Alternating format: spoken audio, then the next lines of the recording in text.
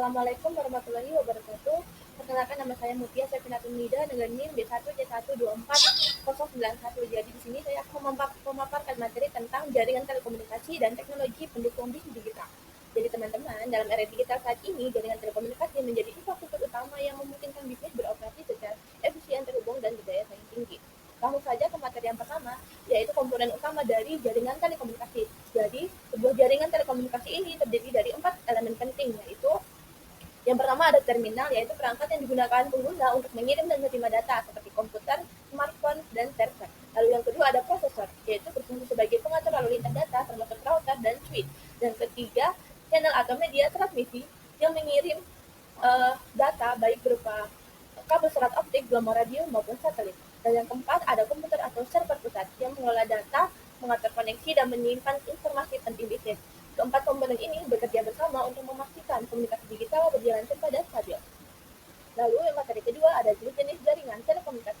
Berdasarkan jangkauan wilayah, jaringan telekomunikasi menjadi yang pertama ada LAN atau local area network untuk area terbatas seperti kantor atau gedung. Lalu yang kedua ada MAN atau metropolitan network untuk cakupan kota, dan terakhir ada WAN atau wide area network yang menghubungkan jaringan antar negara. Selain itu terdapat internet sebagai jaringan global yang menjadi tulang punggung aktivitas bisnis digital modern. Lalu ada materi yang ketiga, yaitu kolaborasi internet dan teknologi dalam e-bisnis. Internet memungkinkan perusahaan menjalankan e-bisnis melalui integrasi sistem digital seperti e-commerce, online banking, dan cloud service. Kolaborasi ini mempercepat pertukaran informasi, memperluas jangkauan pasar, serta memudahkan pelanggan mengakses layanan kapanpun dan dimanapun. Dalam dukungan teknologi digital, internet menjadi sarana utama inovasi dalam dunia bisnis. Lalu selanjutnya ada materi keempat, yaitu teknologi dan standar jaringan nikabel.